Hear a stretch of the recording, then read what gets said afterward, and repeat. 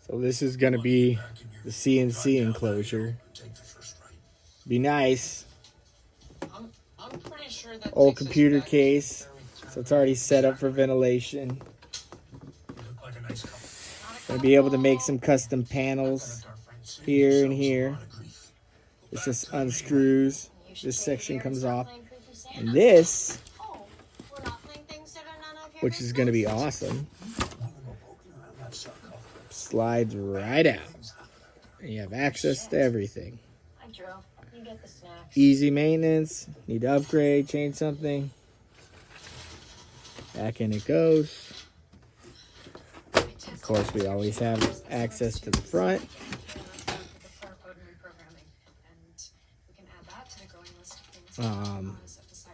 I'm not putting the VFD in here. It's just, I'll probably mount it to the top of this, maybe externally. Or just leave it where it's at. So I'm going to finish getting this all set up, and then we'll start going through the wiring process.